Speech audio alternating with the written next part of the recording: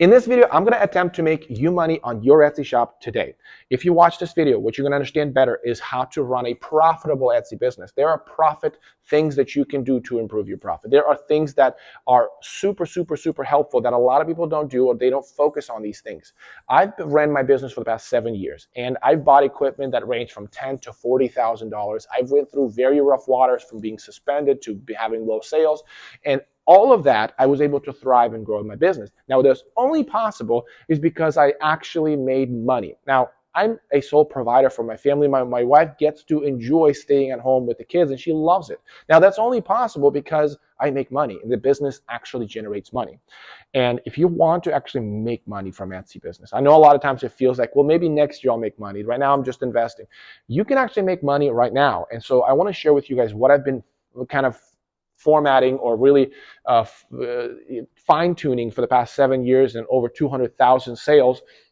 I want to share with you guys what I've been doing. Now, I also manufacture for other Etsy shops, and they probably made over 100,000 collectively. So I get to see behind the scenes on what's working and what doesn't. And I consult them all the time, and these are the things I tell them, and I get to see which ones implement them and which ones don't. And it really, really does show that the reality, the consequences are the exact same. And it's been true for me. It's been true for them. I don't know if it's going to be true for you. I can't make you that claim, but I can make you the promise that I'm going to share with you guys everything that I know in regards to improving your profit. So if you are interested, if you're a print on demand, which profitability is all you think about, or you're somebody that manufactures your own product, makes your own product, and you get discouraged that you spent all day and you only made this much profit, and that profit eats up by tariffs, all of that stuff could really ruin your business. And so profitability is critical. It is cash flow that helps you really survive. And that's what Kevin O'Leary would say, that cash flow is really critical for any business. And profitability is one of the biggest elements for that. So without any further ado, by the way, if you have not yet subscribed, check it out.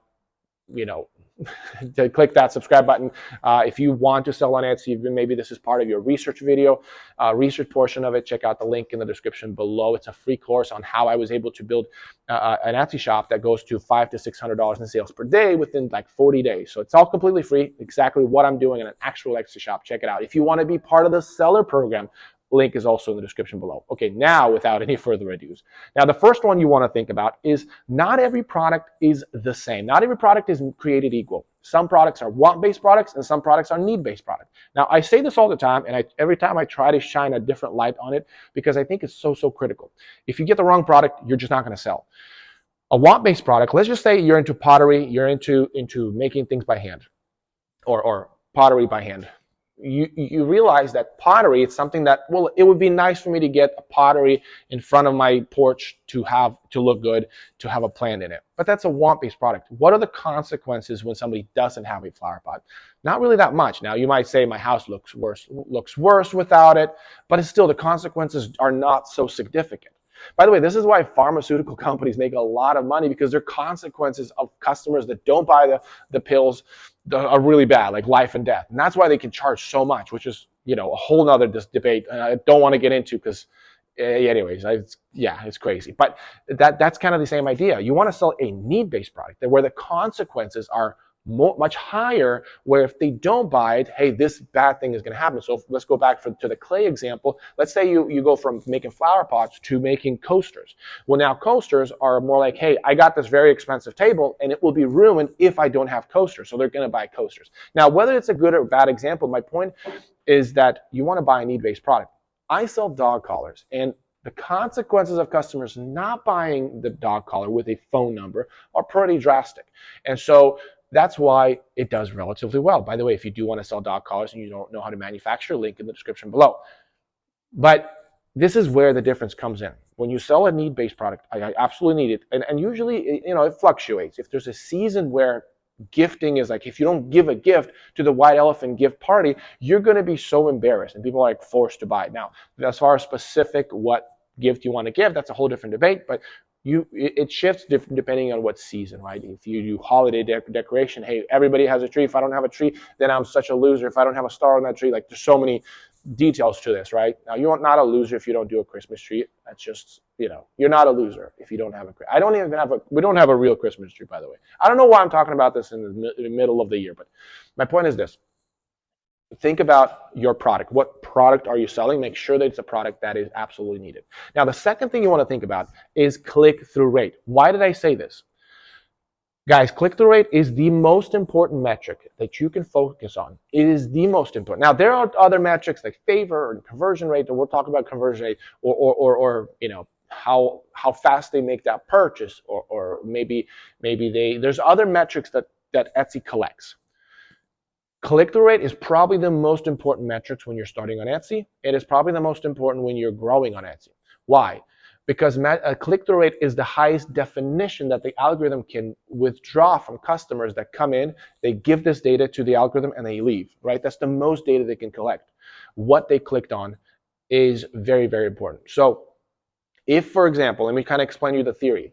If you are selling something to soccer moms, let's just hypothetically say it's a vinyl sticker on the Vans that say, I'm a soccer mom.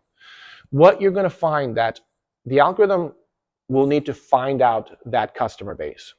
Or maybe it just says a proud mom of 6 or something like that. Or maybe that family where there's a certain amount of people in in the family. You got the mom and the dad, and you got the daughter and the son, and then you got the dog. And it's like you can buy different kinds of sticker with this different family sizes. Let's just say that's what you're selling. But you don't know that soccer moms are more likely to buy that than any other mom. And so the algorithm finds this out by introducing this a listing to a lot of other people, and it finds that people that also looked for soccer mom t-shirts are clicking on this at higher rates than any other customer base. Then it identifies that, hey, soccer moms are the best customers for this. Here's where it gets interesting. When it finds this out, it then introduces to more of those soccer moms. So if you have people that are more likely to click on your product, and you have more of those people and less of people that are less likely to click on your listings, that means you're being introduced to a more perfect audience, to a more clean audience. When you just start a listing, when you just run an advertisement, just get started, you then are going to you're going to have a dirty traffic. And so you want to clean up that traffic. And the only way you can clean up that traffic is when the algorithm understands more about your listing. And when it understands more about your listing, then it's going to gear towards people that are more interested. So improving the click-through rate will allow the algorithm to collect more data. Hopefully, I'm not losing you yet. So when you improve your click-through rate, you're going to be introduced to more people. When you get introduced to more people, you get cleaner traffic faster. But if you're always being introduced to like 100 people at a time, and it's going to take you forever to find your perfect customer. And it could be just because your click-through rate is not good. And when you improve it, again, you understand the sequence. So how do you improve your click-through rate? Think about, so there's 3 levels of your Etsy shop. There is at thumbnail. It's what you see, what you and other competitors are able to see, right? It's like you next to your competitors. Then there's at listing. It's when the customer has clicked on your listings. There's still other competitors down below and sometimes up right above, but it's your listing. And then there's the Etsy shop, and it's just designated just to you. The most important one you need to focus on, especially towards click-through rate, is that very first one. It's called at thumbnail listing. At least that's what I call it. You have your price, title, thumbnail, time of fulfillment. Those are the 4 things that you need to focus on and figure out a way for customers to be more intrigued with one of those. Now, it could be all of them. You can make it cheaper, make it better, whatever. A lot of times people say within 48 hours will ship. Sometimes people say free engraving. Sometimes there's many different things that you can do at thumbnail to improve your click-through rate. Now, it could be, hey, everybody's doing printed, but I'm doing gold vinyl. Hey, everybody's doing embroidered, but I'm doing leather patches. There's other ways you can stand out. Now, you can also stand out with the kind of colors, the dynamics you go at it.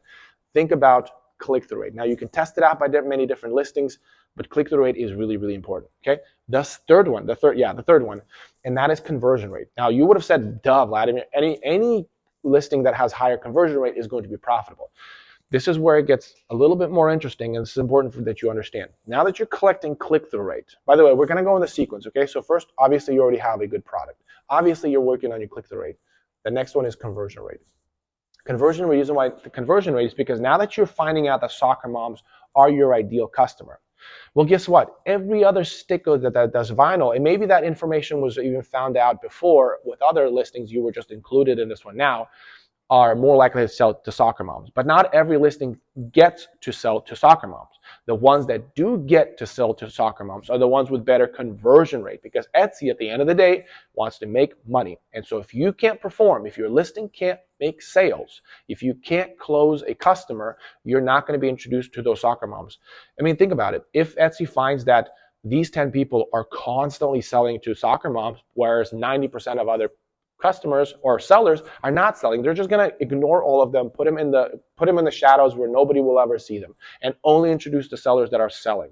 That's how Etsy makes money. So what you need to do is think about conversion rate. Now, again, you can think about price, you can think about value proposition, but you're going to be focusing at listing, right? So you got at thumbnail, at listing, and at shop. So at listing is going to be really, really important for you to think about. First, make sure that it doesn't contradict to what they saw in thumbnail.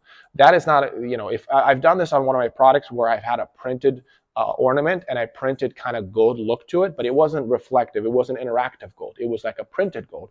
And I had a really good conversion rate because it stood out because I had a gold plated, but when they clicked on it, it was contradicting. So first, don't contradict on the actual listing. Number two is convince, right? There is a level of threshold customers need to reach, and this happens with any kind of purchase. You are convinced that this is what you need. You understand the consequence, you understand the benefits, and you are now past that threshold, and then you make the purchase. Side note, when you have a thing where you make the size small ridiculously cheap, and then the medium, large, and extra large are like much higher in terms of a jump in price, that kind of stuff doesn't matter once a customer reaches that threshold. When they're really convinced this is what I want, then the price really is not a significant determiner as far as whether customer is going to buy it or not. Once they reach that threshold, it's sometimes even hard to stop because they're now excited, and then you can introduce your pricing thing. That's why a lot of people do that, and that's why it works. Side note. The second thing you can do in convincing your customers is that make sure that everything the customer needs to know about your product happens within the first 3 photos. Not even description, not even it's first 3 photos.